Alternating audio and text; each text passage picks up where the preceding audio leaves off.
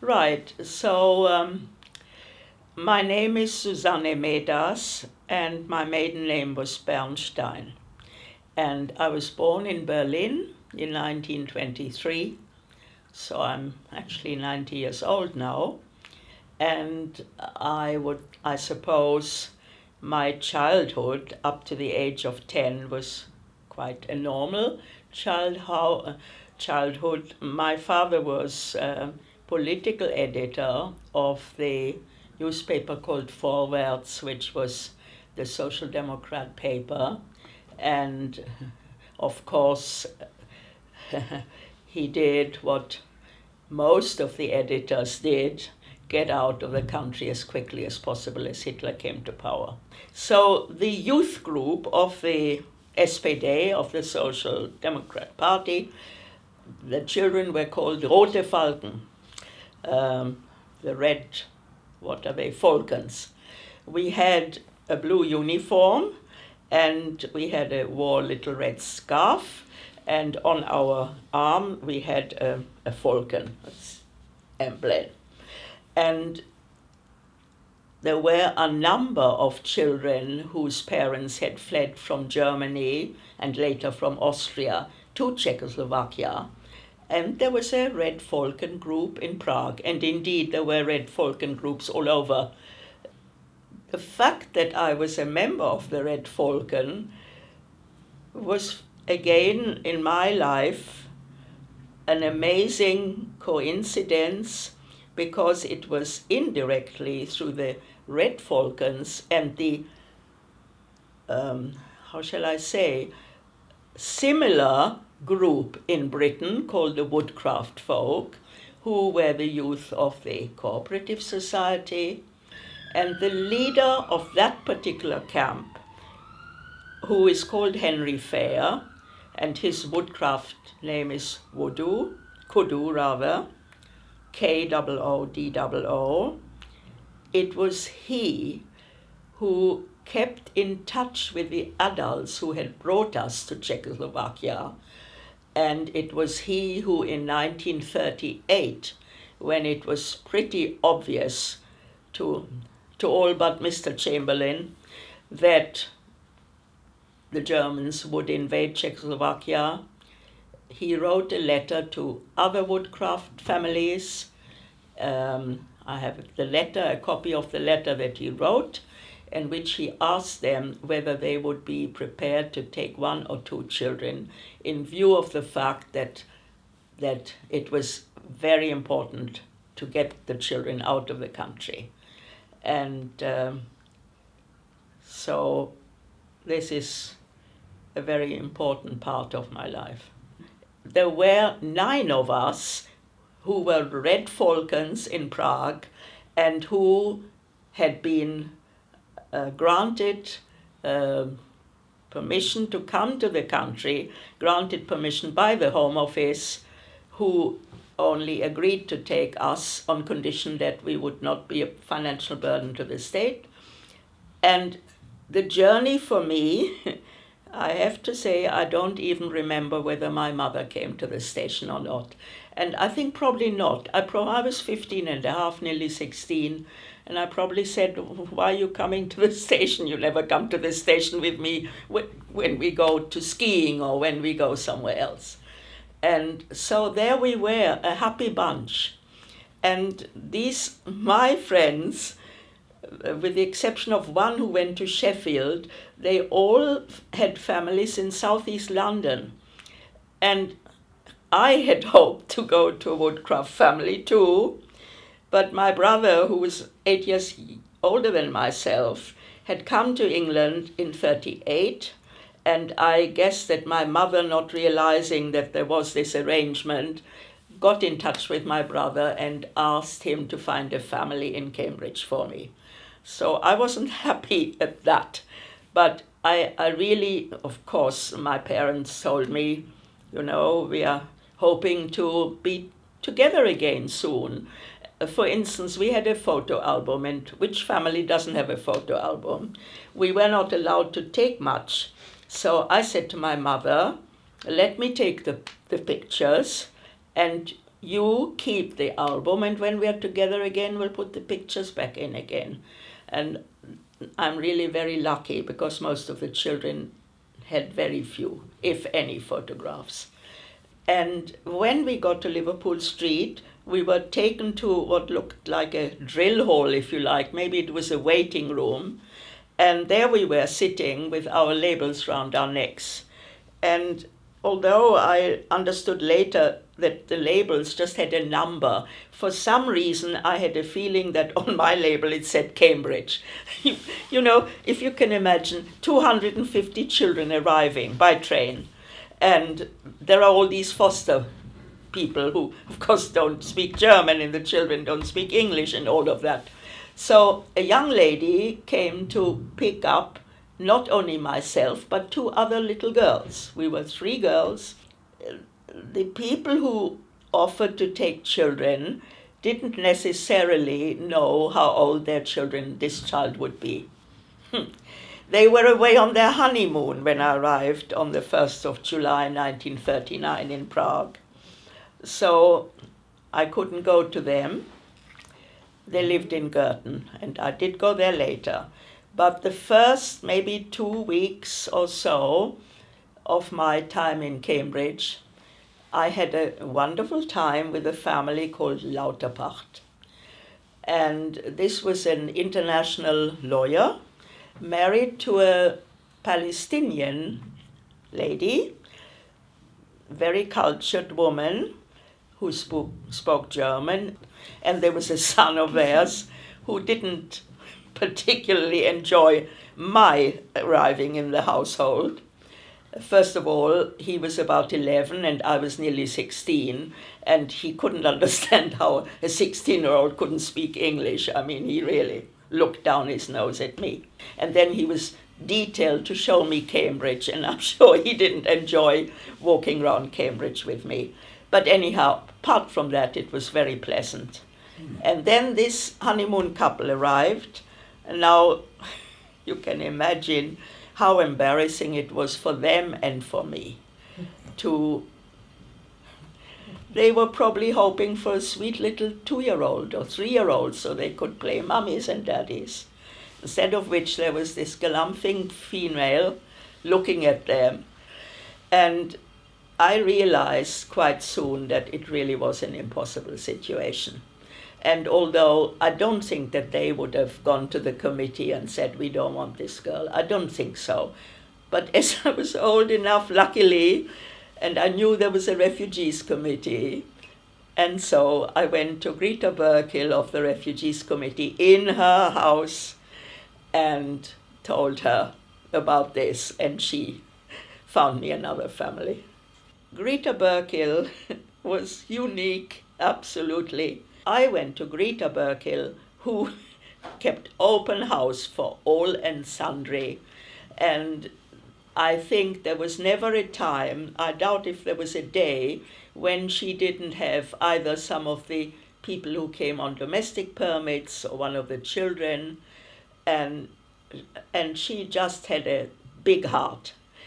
She herself was German, and I don't know if it must have been our very first time together when she, realizing that my surname is Bernstein, she asked me whether by any chance I knew someone called Richard Bernstein.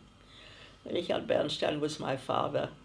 And when I told her that, she said, but I am Greta Burkill, but I was Greta Brown. And my father, Alfred Brown, I think it was, taught your father journalism.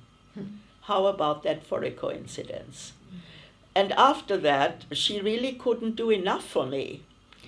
Now, the one thing that Mrs. Burkill will certainly be known for was that she was determined that the children, the teenagers who were in her care, would continue to have the type of education that they would have had in Germany, Austria, or Czechoslovakia. And she had access to both the purse and the lease. Her husband was a a Don at Peterhouse mathematician, and she offered all these children whether they would like to go to the Perth or the Lees. And I'm happy to say that 99% of these children did do exactly that, but not Susanne Bernstein, because Susanne Bernstein was afraid that as she knew no English, she would be put in with the 14-year-olds, as would have been the custom in Czechoslovakia, maybe in Germany too. It's not the custom in this country. They just get extra help, don't they? And I said, oh, I don't want to go to school. I want to earn my living, please. Mrs. Burkill, who perhaps with hindsight should have said, look here, my girl, I'm here in loco parentis, so go to school you will. But she didn't do that. That wasn't her way. I said to Mrs. Burkill, I want to do beauty culture. So she went to Eden Lily, and she came back and said, I'm very sorry, they don't do beauty culture at Eden Lily. You could become a hairdresser. Well, I wasn't going to do that either. So I said, no, thank you, not hairdressing. And I don't know what made me say I want to be a teacher. Okay. Mrs. Burkill had a good connection with Homerton College. So she went to Homerton, and she not only spoke to Miss Davis, but also to the principal, called Miss Gillicorn, whether Miss Gillicorn would be prepared to take this girl. And, well, what can I say? There were about 300 girls for a 2-year training course, and they had to be 18. They had to know English, of course, and they had to have the then school certificate. And I was 16 and a half, I knew hardly any English, and I certainly hadn't got a school certificate. But I think that, and I think most people of my generation who were here at that time would perhaps agree with me, that people panicked when war broke out and didn't think ahead to the future. Thought in 6 months we'll all be dead, you know. After all, they had witnessed the occupation of all the countries in Central Europe. And so Miss Gillicorn agreed to take me. And it was in January 40, so it was the second term of the new intake.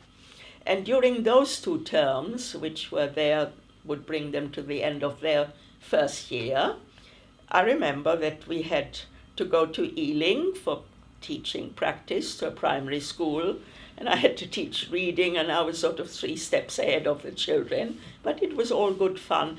Somehow, I don't know why, but these things didn't worry me. I just sort of sailed through them. I don't know how well I did, and I wish I had kept the lecture notes, my lecture notes, when I was writing phonetically what I was hearing from the lecturer. That would be really fun to have these days, but sorry I didn't keep them. So I had 2 terms, as it were, and by this time I knew English, and I liked it, and I was enjoying life in Cambridge. And at the end of my first year, when I was hoping to go on to the 2nd year and then to getting my teacher certificate, which would have enabled me to earn my living, Miss Gillicorn, at the end of the summer term, called me to the study and informed me that I had to leave. I didn't know why. What had I done? Was my work not good enough?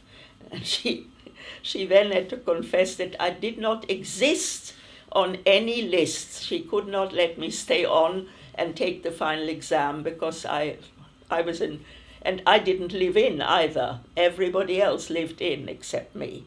And this Miss Gillicorn was very worried because it was the time during the war when there was curfew and blackout and all the rest of it. And in order to keep up with my fellow students, I used to stay on in the library sometimes when it got dark, and then sneak out of the college to go to my new foster parents who lived in Cavendish Avenue, very close to Homerton, I suppose.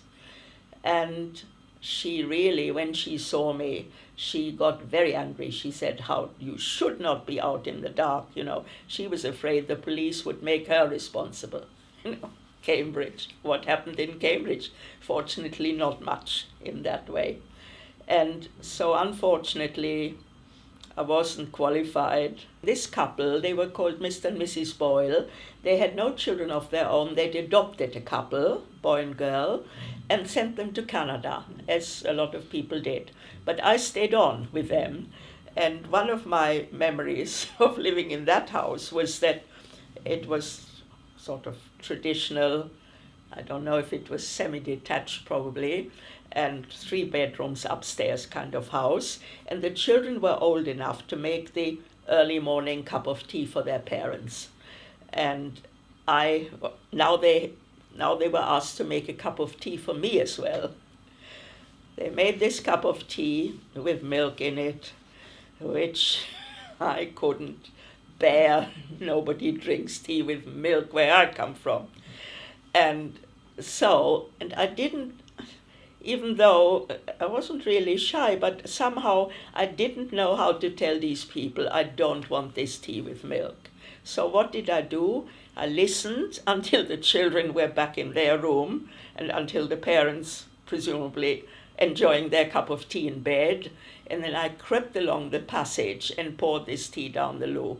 And I must have done that quite often. But they didn't say anything, I didn't say anything, and I wish they were still around because I bet they knew perfectly well and they didn't know how to handle that situation either. She was a ferocious reader and smoker. I seem to remember that she was, I don't know if she had a job or not, but well, I was at college in the day and I don't really remember.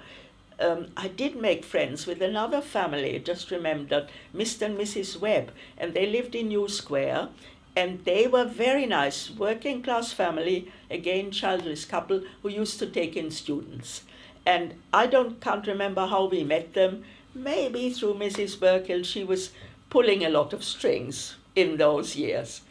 And they were very nice to me. And I used to go and visit them. So maybe I went to them at weekends. I don't remember. But I did go back to see Mrs. Burkill. And that was many years later when she and Charles, her husband, they were pensioners, and they were living in this sort of care home for people from Peterhouse. And that was the time when Greta Burkill, remembering all these people whom she had helped to have a proper education, who had become scientists and doctors and professors, and she reeled off all their names, you see. And I sort of stopped her in the middle and said, well, I'm the black sheep here, you know, you didn't succeed with me. And that was the last time I saw them both. That was nice to see them again. Oh, and at Imperial College, here in Imperial Museum near Elephant Castle, I went there some years ago, and they have these phones. Have you been there? And you can listen to things. And I picked up one of these phones. Don't know why, what made me do it. And there was Greta Burkill's voice. And she was talking about, what she had done in Cambridge. That was so lovely. I asked them if I could have a copy, but they didn't give me one. But if you can get one for me, please try.